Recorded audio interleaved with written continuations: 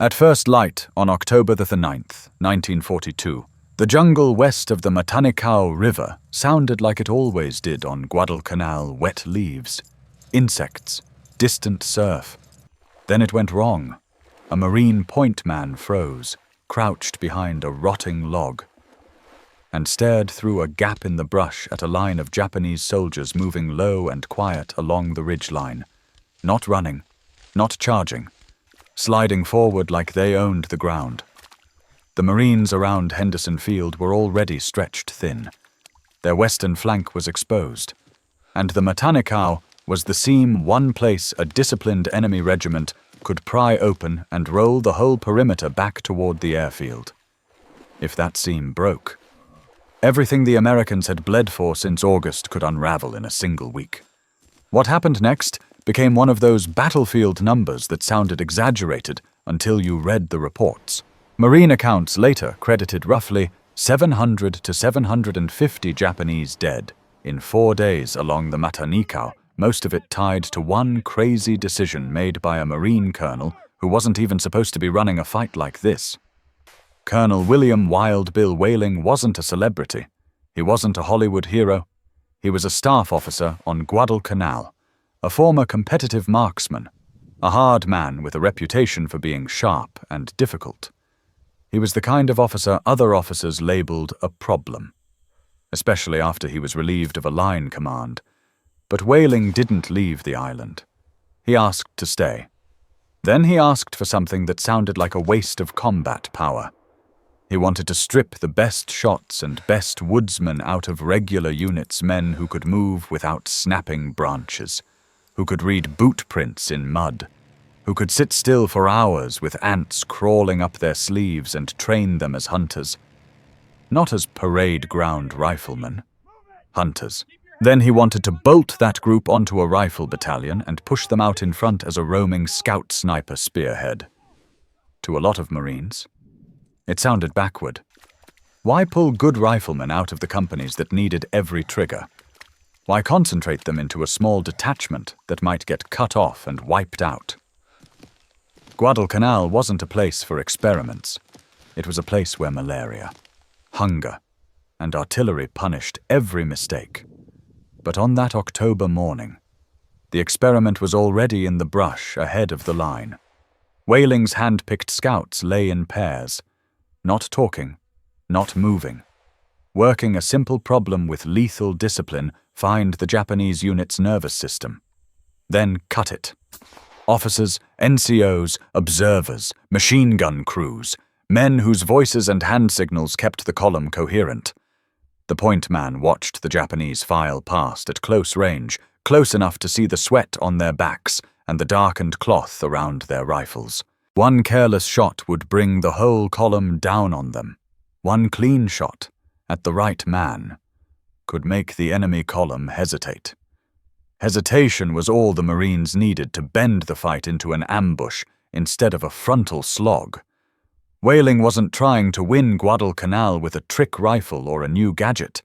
He was trying to win it by reorganizing human talent into a weapon, turning a handful of quiet, disciplined shooters into a force that could collapse a regiment from the inside out. And the question hanging over that ridgeline in the first minutes of dawn was simple. If this scout sniper plan really worked, how did it produce a number as brutal as 750 in just 4 days without the Marines losing the flank? And without Whaling's little hunter force getting erased in the jungle, if you want to see how Whaling's off-book experiment actually played out in the killing ground west of the Matanikau, hit like and subscribe. Every bit of support tells YouTube these overlooked World War II decisions still matter, and it helps us keep bringing the next story back to life. Now, back to the man who wasn't supposed to be in command anymore, standing on Guadalcanal, asking for one chance to prove that crazy could be practical. William J. Wild Bill Whaling wasn't the kind of officer who blended in. He'd built his reputation the hard way through marksmanship, discipline, and an almost stubborn insistence on doing things the way the terrain demanded, not the way the manual preferred. In a peacetime Marine Corps, that could make you valuable. In a war fought inside a jungle, It could make you dangerous. By the time Guadalcanal turned into a grinding fight for Henderson Field, Whaling was serving as an officer on the 1st Marine Division staff, close enough to see every patrol report, every casualty list, every pattern in the Japanese defenses. He wasn't just hearing rumors. He was reading the numbers where men were dying, how they were being pinned, and how often small Japanese groups were stalling larger Marine movements simply by owning the trees, the ridgelines, and the first few hundred yards of visibility. Whaling also carried a chip that mattered. He'd been pushed out of a line command role marked, in some eyes, as a difficult personality. On most islands, that would have been the end of his influence. On Guadalcanal, it became fuel. Instead of leaving, he asked to stay. And he came with a proposal that treated marksmanship and fieldcraft as something you could concentrate, weaponize, and drive forward like a blade ahead of the battalion. By early October 1942, Guadalcanal wasn't a campaign anymore. It was a perimeter. Everything the Americans cared about on that island: food, ammunition, wounded men. The ability to keep fighting at all was tied to one strip of coral and steel Henderson Field. If the airfield stayed in American hands, Japanese ships and troop movements could be hit in daylight. If Henderson fell, the island would be isolated, starved, and eventually crushed. That made the ground around the airfield matter in a way it didn't on a map. The Marines weren't trying to take Guadalcanal in some abstract sense. They were trying to keep a tight ring of jungle, ridges, and river crossings from collapsing inward. On the western side of that ring sat the Matanikau River, a muddy, fast-changing barrier that looked like a defensive line until you walked it. In places it was steep-banked and hard to cross. In others it was shallow enough for a determined enemy to slip through, disappear into the trees, and reappear behind a Marine outpost. The river wasn't a wall, it was a seam, and seams are where an enemy regiment tries to pry.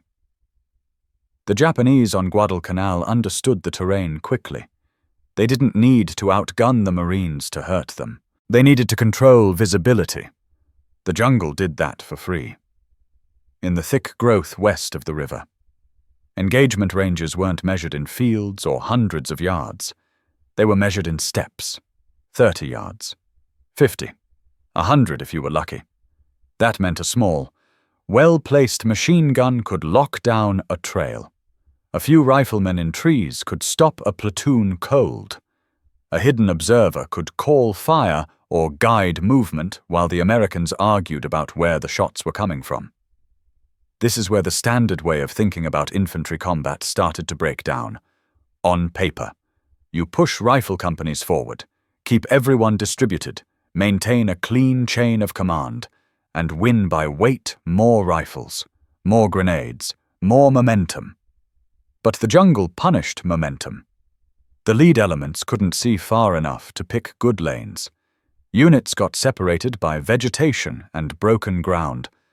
Radios failed, runners got lost, and once a Marine unit was pinned, getting unstuck usually cost blood. The other problem was psychological, and it showed up in the reports. Men weren't just being killed, they were being watched. The Japanese used concealment like a weapon. A shot would crack from somewhere high, and you'd instinctively fire back at leaves. Then you'd have to move again, knowing the next shot might come from the tree you had already walked past. That kind of fighting has a rhythm, and it favors the side that can see first. For the Marines, the cost wasn't limited to the trigger pull. Guadalcanal was already draining them. Malaria and dysentery were constant. Food was thin. Sleep came in scraps. A battalion could have its paper strength and still be brittle because so many men were sick, exhausted, or carrying someone else's load. Every patrol that came back with casualties reduced the perimeter's ability to absorb the next shock. And the shocks kept coming, especially along the Matanikau. The Japanese didn't need to punch straight through to win. They needed to keep the west side unstable, force the Marines into repeated actions along the Matanikau that burned time, ammunition, and experienced leaders. If a Japanese regiment could work through that seam, get onto the ridges, and threaten the approaches toward Henderson Field, the American perimeter would have to bend, and bending under pressure often turns into breaking. So the tactical problem in October wasn't a mystery. It was almost painfully clear. The Marines needed eyes ahead of the line, eyes that could detect movement before it became a close-range ambush. They needed shooters who could remove the few enemy men whose actions controlled everyone else, the machine gun crew leader, the officer with the compass, the observer signaling the next move. If those men were gone. Japanese units didn't stop fighting, but they lost coherence. They hesitated. They bunched up. They argued about direction. And in a jungle where visibility was short and fear traveled fast, hesitation could be lethal. That's the gap Whaling saw from the staff side of the war. Distributed skill was being wasted. Good shots were buried inside rifle squads doing the same exhausting patrol work as everyone else. Meanwhile, Japanese small unit tactics were turning the terrain into an advantage every day. So the question became operational, not philosophical. How do you create a force that can move ahead of the battalion, survive out there, and systematically break the enemy's control points before the main Marine attack ever steps into the killing ground? Whaling's idea wasn't a new rifle. It wasn't a secret map. It was a personnel decision, one that most commanders avoided in a perimeter fight because it looked reckless on paper. He wanted to concentrate talent. Instead of leaving every good shot scattered across dozens of squads, he proposed pulling 100 of the best woodsmen and marksmen out of the line, men who could move quietly, who didn't panic when they were alone in the trees, who could judge distance in broken light, and who could make themselves disappear when the jungle was trying to swallow them anyway. Then he wanted to train them on the island, with the enemy close enough that every lesson was immediately real. The pitch sounded wrong to Marines who were already short on bodies. Every rifle company needed experienced men. Every platoon needed steady hands. And Whaling was essentially asking commanders to give up their best. At the moment, the Japanese were probing the perimeter. If the experiment failed, it wouldn't just fail quietly, it would fail in front of everyone, and it would cost lives. That was the first fight Whaling had to win before anyone fired a shot. He framed it as a simple trade. Give me your best shooters now, and I'll give you fewer ambushes later. Give me men who can hunt, and I'll reduce the number of times your platoons walk into a machine gun they never saw. In a jungle, he argued, the battalion that sees first gets to choose the terms of contact. The battalion that doesn't bleeds for every 50 yards. What made it crazy wasn't only the concept. It was the role. Whaling didn't want these men sitting back, guarding the perimeter like static snipers. He wanted a forward spearhead scouts and shooters working out in front of the battalion, probing trails, finding enemy positions, slipping around flanks, and killing key men before the main body ever arrived. That meant operating in small teams, separated from the comfort of a line, sometimes beyond immediate support, in a place where men already disappeared into the jungle and never came back. Proposing to push small groups even farther forward sounded like volunteering for casualties. So the preparation wasn't glamorous, it was practical, and it was built around survival. First came selection. Whaling wasn't looking for the loudest volunteers. He was looking for the men other Marines described in a certain way: steady, quiet, doesn't get lost, good eyes, good hands. He favored hunters, woodsmen, and men who were already doing the little things right, keeping their gear quiet, moving without talking, noticing broken branches and fresh footprints. Marksmanship mattered, but temperament mattered more. A jittery shooter in the jungle is a liability. A calm shooter is a weapon. Then came the rules. Not parade ground rules, field rules. No unnecessary shots. No firing just because you think someone's there. You don't win by making noise. You win by controlling the first minute of contact. The first shot has to matter. If you miss, you don't get a clean second chance. You get a Japanese unit pouring fire into the tree line while your own Marines try to figure out where you are. Whaling trained them to think in targets, not bodies. A machine gun crew isn't 3 men. It's a system. Kill the gunner, and the assistant takes over. Kill the leader, and the crew hesitates. Kill the man with the binoculars, and the unit loses its eyes. In this kind of fight, you don't have to kill everyone. You have to kill the men who make everyone else effective. He drilled stalking and camouflage because in the Solomons, your silhouette kills you faster than your mistakes. He drilled movement because the jungle doesn't allow clean lines, only angles. He drilled patience because the enemy could sit in one tree for hours. If you couldn't outweight them, you couldn't beat them. And he drilled communication because operating ahead of the battalion meant one critical requirement: information had to flow back. A scout sniper team that kills 2 Japanese and then vanishes is a story. A scout sniper team that marks a machine gun nest, identifies the trail the enemy uses, and signals the battalion where to swing its flank is combat power. The final step was integration. Whaling didn't want a detached band of lone wolves. He wanted his hunter teams welded to a rifle battalion.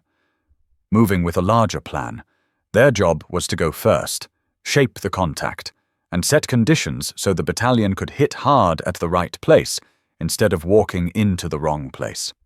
By the time the October actions along the Matanikau were about to kick off, Whaling's experiment had become a real unit with a real mission and a real risk profile.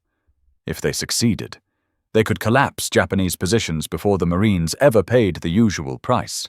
If they failed, they wouldn't just get wiped out. They'd prove every critic right, and they'd leave the battalion blind on the most dangerous flank of the island. Now the only thing left was the test. The first day didn't look like a textbook assault with clean lines and clear objectives. It looked like Guadalcanal always looked when it was about to take blood-wet heat. Crushed ferns, and a battalion trying to move without giving the jungle a chance to ambush it. Whaling's scout sniper teams went out early. Ahead of the riflemen they were welded to, not in a proud skirmish line but in pairs and small knots, spaced out, silent, moving like men who assumed they were already being watched. In that terrain, the math was brutal. At 100 yards you often saw nothing. At 30 yards you might see everything too late. So the scouts worked in the rhythm. Whaling had hammered into them, stop. Listen, observe, move 10 yards, stop again. Every pause forced the enemy to reveal himself by impatience, by a scrape of gear, a breath too loud, the snap of a twig that didn't belong to the wind. They weren't looking for bodies first. They were looking for the signs of bodies: a thin break in undergrowth, a fresh scuff in mud, an unnatural lane where leaves had been kicked and pressed flat. The first real clue came as a quiet, almost invisible trail that hadn't been there the day before. The point man didn't call it out. He signaled back with a hand that barely moved. The team peeled off the obvious route and slid into thicker brush, angling to see the lane without being on it. That was the difference between the old way and Whaling's way. The old way walked into the enemy's geometry. The new way tried to draw the geometry first, then decide how to cut it. They waited until the jungle gave them confirmation. It came as soft voices, controlled breathing, boots that avoided loud contact, Japanese infantry moving with discipline, not stumbling. It wasn't 2 or 3 men drifting through. It was more. And the scouts didn't shoot just because a target existed. They held fire until they could answer the only question that mattered: who makes this group dangerous? Through gaps in green, they picked out shapes that signaled control. One man moving slightly ahead and pausing to look back. Another with binoculars. the telltale burden of a machine gun crew, a weapon case, ammo. Men who moved like they had a job more important than simply walking. Whaling had taught them to hunt the nervous system, not the muscle. The first shot had to matter. Because in that jungle, you didn't get a clean second chance. You got an angry unit pouring fire into the trees while your own battalion tried to figure out where the contact even was. One scout committed. A single round cracked. Sharp and controlled. The man with binoculars dropped as if his legs had been cut from under him. Almost immediately. From a second position. Another shot took the forward figure, likely an NCO, who collapsed hard and didn't move. The Japanese reaction came in the order well-trained troops often follow when the world suddenly stops making sense. First silence, then low movement, then a frantic attempt to locate what they couldn't see. In thick jungle. Sound bounces and dies. Leaves look like leaves, shadows look like shadows. The unit hesitated, and hesitation was the opening Whaling had promised the battalion. The scout team didn't stay to trade rounds. They shifted 10 yards, 20 using the confusion they had created. From the new angle, one of them saw Japanese hands dragging the machine gun case back off the lane. That meant the enemy wasn't committing forward anymore. They were trying to pull their teeth out of danger before the Marines could bite down. A third shot ended that plan. The man dragging the case went down. The case dropped, and the Japanese column compressed behind a bend in the trail. Bunching in the one-way infantry never wants to bunch. Now they were a formation that could be punished, and the most important part of Whaling's concept clicked into place. Information flowed back fast and clean. Not a vague shots in the trees, not a panicked contact front. A usable report enemy movement on this lane. A machine gun element here. The column bunched. Leadership hit. The battalion adjusted its approach immediately, instead of pushing straight into the lane. It angled to strike from the side. At the moment, the Japanese were still oriented the wrong way, still trying to solve a problem behind them. When the rifle battalion opened up, it wasn't a random exchange. It was timed to enemy uncertainty. Fire hit from a direction they hadn't prepared for, and their return fire came late and scattered. The battalion didn't have to feel for the enemy by sacrificing the lead squad. The enemy had been pinned to a known piece of ground by a few quiet shots and a disciplined report. That pattern repeated across the first phase, and each repetition made the entire operation more efficient. Another team didn't find a Japanese position because they saw men first. They found it because they saw the terrain being used the way a smart defender would use it. A slight rise with a view over a shallow approach. A natural anchor point for a gun that could lock a trail. The scouts circled wide through thicker vegetation, trading speed for invisibility, taking time to earn angles instead of walking into them. They crawled, waited, watched for the giveaway, an unnatural straight edge among natural lines, a faint gleam of metal that didn't belong to bark or leaf. They held until a head and shoulders profile appeared just long enough, and then one clean round erased the confidence of the position. A machine gun nest doesn't stop fighting because one man is hit. It stops when the crew can't see what is killing them and can't measure the threat. In a jungle. Uncertainty is a weapon. A crew that won't expose itself becomes a crew that isn't firing. And that silence is often the difference between a battalion moving and a battalion bleeding in place. Sometimes the scouts chose not to shoot at all. And that restraint was part of why Phase 1 worked. They spotted Japanese soldiers moving across a bend that looked safe but wasn't. It was a funnel. And funnels are opportunities if you have the discipline to let the enemy step into them. The team held fire, watched the movement, and confirmed where the Japanese were assembling. Then they pulled back and fed the battalion the one detail commanders crave in thick terrain where the enemy actually is. The battalion used that information to swing a maneuver element into a blocking position while another element applied pressure. When the Japanese tried to fall back the way they came, they ran into Marines already sitting on the line. That's when the eventual kill totals began to make sense, not as a headline, but as a chain reaction. Hit leaders early and units fragment. Fragmented units in dense terrain don't retreat cleanly, they dissolve into pockets. Pockets get isolated. Isolated groups move along predictable routes. Those routes can be closed. Close enough doors. And the enemy isn't retreating anymore, he's trapped in geography he can't see. By the end of the first phase, the Marines weren't winning because they'd discovered a superweapon. They were winning because they were no longer blind. Whaling's hunter teams had done three things the normal rifle line struggled to do in that environment. First, they made the enemy reveal movement instead of accepting surprise. Second, they attacked control points leaders, observers, machine gun crews, so Japanese units lost coherence fast. Third, they delivered intelligence precise enough for the battalion to maneuver with purpose instead of guesswork. You could feel the shift in the way Marines moved. Not bravado clarity. Weeks of hating every yard of jungle had taught them what a bad contact felt like. Now, for the first time in a long time, contacts were being shaped before the main line paid the price. But Guadalcanal never lets you enjoy momentum for long. The Japanese were still out there in strength. And once they understood what was happening, once they realized the Marines were hunting their leaders and gunners first, they adjusted. They tightened movement, changed routes, tried to bait the scouts into firing and exposing positions, laid small ambushes meant to catch the hunters. That meant the next phase wouldn't be more of the same. It would be the enemy trying to solve Whaling's solution, while the Marines tried to finish the job before exhaustion. Counter-moves, and the jungle itself pulled the advantage back into the trees.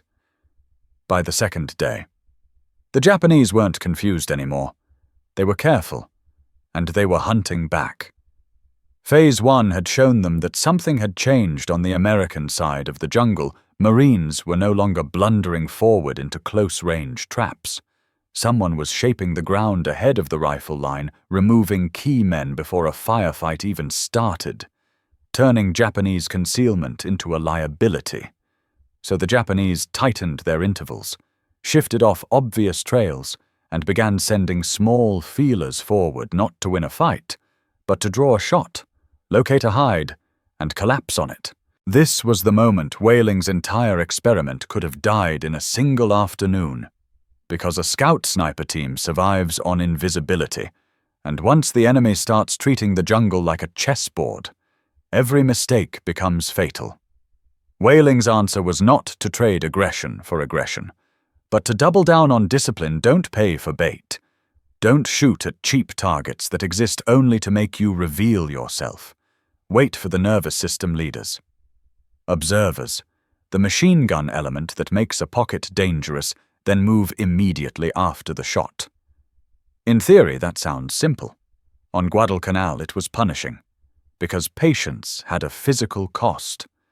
Men were operating on broken sleep, living wet, eating thin, fighting malaria and fatigue, and still being asked to lie motionless for hours while insects crawled into cuffs and sweat pooled under helmet liners. A man doesn't get careless because he wants to. He gets careless because his body is begging him to shift, to scratch, to breathe louder than the jungle will forgive. Phase 2 became a contest of endurance as much as marksmanship. And the Japanese tried to exploit exactly that forcing time. Forcing discomfort. Forcing a nervous trigger pull. As Japanese units began to fall back, they didn't retreat in straight lines. They dissolved into the trees and reformed in small pockets. And each pocket was a potential machine gun, a handful of riflemen with good concealment, a trap that could stall a platoon until another pocket slipped away and set up again, to a conventional battalion in that terrain. This is how you get bled dry, no clear front, no clean target, just a series of close-range contacts where the jungle punishes every attempt to move. Whaling's teams attacked that problem by thinking less about clearing jungle and more about closing doors. A pocket is dangerous only if it has options routes to slip away, folds in ground to hide in, crossings and ridgelines that let it reposition before the main marine effort can tighten the noose. So the scouts stopped chasing every shadow and started identifying the routes the enemy had to use to survive shallow river bends, narrow spines, natural lanes where the vegetation thinned just enough for movement, and small pieces of high ground that controlled the next 100 yards. Then they positioned themselves not to fire immediately, but to observe and control.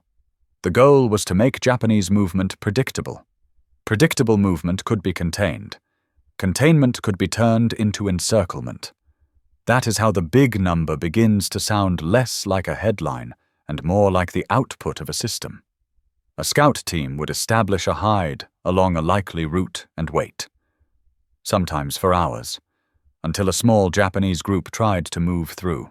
When it happened, they didn't shoot to win a firefight. They shot to lock the enemy in place. The first and last man would go down, not for drama, but for mechanics. Men in the middle freeze because they can't tell if the threat is 1 shooter or 10. They can't run forward without stepping into fire. They can't run back without stepping over bodies. They go to ground and become their own pocket. Then the battalion's maneuver elements tightened in from the sides and rear, and a retreat that might have turned into another day of skirmishing became a trap with shrinking walls.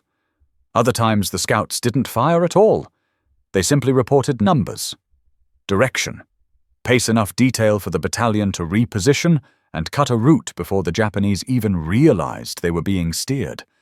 In that jungle, information was combat power. The team that could tell you where the enemy was and where he was going could win without exposing itself to needless shooting. The Japanese responded with aggression once they understood what was happening. Small assault groups began sweeping likely hide areas, using rifles and bayonets, firing into brush lines that looked too still, trying to flush Marines out of positions the way you flush a snake out of grass. They used noise, sudden bursts, and probing movement to force a quick shot, because a quick shot in the jungle is usually a bad shot, and a bad shot is a signature. In one of those moments, a whaling team nearly got erased. They had chosen a hide with a clean view over a shallow approach, and it was a strong position if the enemy walked into it. It was a weak position if the enemy came from the side. And that's what happened. Japanese troops slid through a secondary route and appeared on the team's flank at close range, the kind of distance where a firefight becomes a coin toss and the loser doesn't get to crawl away. The team leader had seconds to decide. If they opened fire immediately, they might kill 1 or 2, but they would be pinned and overrun. If they held, they might be stepped on. He chose movement first sideways into the thickest vegetation, accepting scratches, noise, and the risk of separation, because separation was still better than being fixed in place. For a short stretch it became the purest kind of jungle terror, hearing boots and breathing. Seeing shapes between leaves, refusing to fire because firing would be admitting where you were. The team slid, vanished, reappeared at a new angle, and only then fired again. Not at the nearest man, but at the one controlling the sweep, the one pausing to signal and look back. When that man dropped, the sweep lost shape for just long enough. 2 Japanese surged forward, another hesitated, a fourth turned the wrong way, and the Marines slipped out of the trap they had almost walked into. The incident mattered because it showed the weakness and strength of Whaling's plan. In the same breath, hunter teams could be flushed and destroyed if they became predictable. But if they maintained discipline movement, target selection, and refusal to take bait, they could survive even when the enemy tried to reverse the hunt. As Phase 2 continued, the battalion-level effect became visible in the way Japanese resistance changed, instead of coherent movement and deliberate ambushes along favored lanes. Japanese groups were being forced into smaller, less connected pockets. Leaders disappeared early. Machine gun positions were identified before they could establish a rhythm. Attempts to mass movement were broken up before they could build momentum. The Japanese weren't simply losing men, they were losing options. And in terrain like that, options are life. Each closed route made the next movement more desperate. Each desperate movement became more predictable. And predictable movement, under observation, was the one thing Whaling's method punished relentlessly. The sequence repeated until the Japanese strength west of the Matanikau was not only reduced, but geographically trapped scouts locate and shape. The battalion maneuvers with purpose. Enemy units fragment into pockets. Routes are closed. Pockets are reduced over and over until the jungle stopped being a shield and started being a cage. When the shooting finally eased, the Marine side didn't treat it like a victory parade. Guadalcanal didn't allow that kind of mood. It was assessment. Quick and practical what worked, why it worked, and what could be copied next time. The most important takeaway wasn't that snipers killed people. Every infantryman already understood that. It was that concentrating scouting and precision fire into a forward element changed the battalion's efficiency. It reduced blind movement and pointless contact. It turned Japanese concealment against them by forcing the enemy to move under observation or not move at all. Just as importantly, it changed how Marine leaders thought about talent. Marksmanship and fieldcraft stopped being personal traits hidden inside rifle squads and started looking like a capability you could build, organize, and deploy like a weapon system in the immediate aftermath. Whaling's crazy plan wasn't a curiosity anymore. It had produced results on the most dangerous flank of the island, and it had given commanders a method they could repeat: select the right men, train them for the environment, push them forward, and let them shape the fight before the main body commits. It didn't end Guadalcanal, but at a moment when the margin for error was thin. It helped keep the perimeter intact, and it gave Whaling proof on the only scoreboard that mattered that being difficult and being wrong were not the same thing. When the Matanikau fighting cooled and the perimeter around Henderson Field held, Whaling's experiment didn't get filed away as an odd Guadalcanal story. It lingered because it solved a problem the jungle kept creating. Guadalcanal wasn't unique in its brutality, but it was honest. It punished distributed skill and rewarded concentrated capability. What Whaling had done, pulling the right men, training them for a specific environment, and pushing them forward as a deliberate tool, was a reminder that American ingenuity in war isn't always hardware. Sometimes it's organizational. Sometimes it's recognizing that talent scattered evenly across a formation can be wasted, and that the same talent, organized with intent, becomes a force multiplier. That lesson outlived October 1942 because every infantry unit that fought later in the Pacific ran into the same constraints: short visibility, sudden contact, hidden weapons that stopped movement cold, and every commander who read Guadalcanal's reports understood what a battalion gains when it can see first. The second lesson was psychological, and it's easy to miss if you focus only on body counts. Scouts and snipers aren't just precision shooters. In dense terrain, they are a pressure system. When leaders and machine gun crews start dropping without warning, an enemy unit doesn't simply lose men, it loses confidence in the ground it's standing on. It stops moving the way it wants to move. It starts bunching, hesitating, second-guessing routes that looked safe 5 minutes earlier. In other words, it becomes predictable, and predictability is death in jungle fighting. Whaling's teams didn't need to annihilate every Japanese position by themselves. Their real impact was ripping out the enemy's ability to coordinate, then feeding the battalion enough clarity to close doors, tighten pockets, and finish the fight on favorable terms. The third lesson is the one most by-the-book organizations learn only after the battlefield forces them to.